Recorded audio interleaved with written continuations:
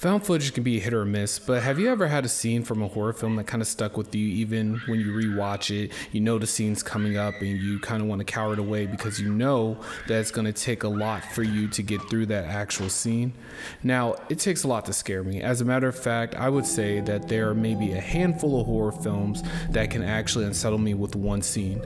But a scene in a horror film that I found quite, weird, stuck with me in a way, was a scene in Cloverfield where the cameraman HUD meets his end. Oh!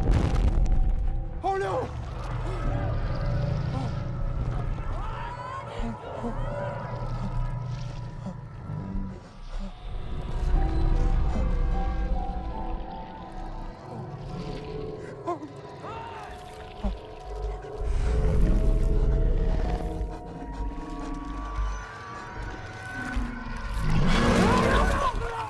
This scene is short, chaotic, and somehow one of the most unforgettable moments in modern monster horror.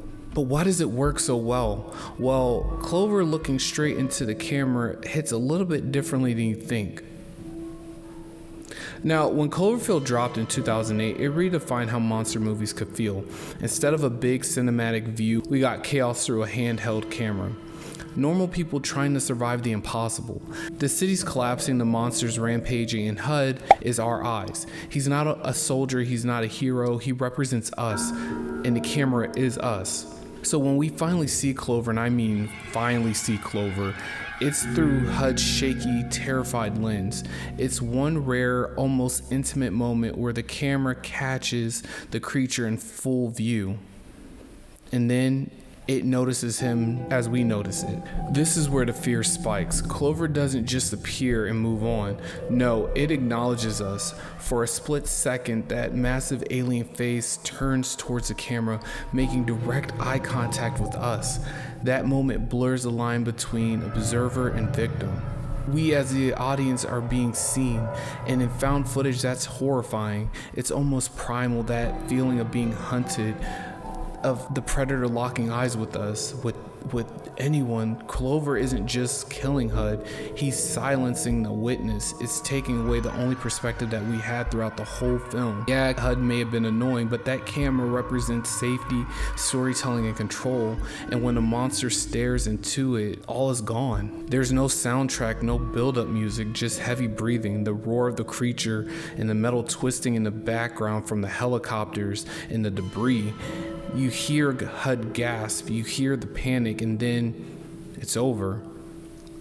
The raw, unfiltered noises make you feel trapped in the moment. That silence after the attack, when the camera just drops to the ground and flickers out for a little bit, leaves you suspended in dread and disbelief.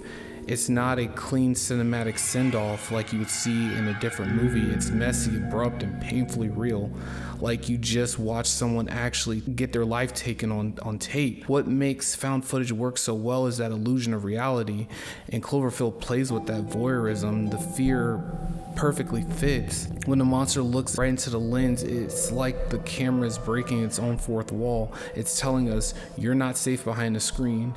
You're a part of this. You're a part of this world now. And that's a psychological gut punch. That fear doesn't come from jump scares and gore. It comes from realizing that the camera we've been hiding behind this whole time just made eye contact with a nightmare. So why is HUD's death the scariest scene in the Cloverfield? Because it actually flips the power dynamic.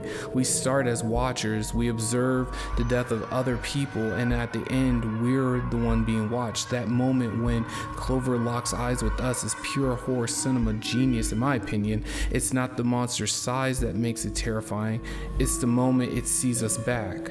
If you like breakdowns like this, please be sure to like this and be sure to share and subscribe for more deep dives into the scariest and strange moments in movie history, particularly scary movies, and let me know what you think in the comments. What scene in Cloverfield messed you up the most? And if you haven't seen it, what are you waiting for? It's a good movie.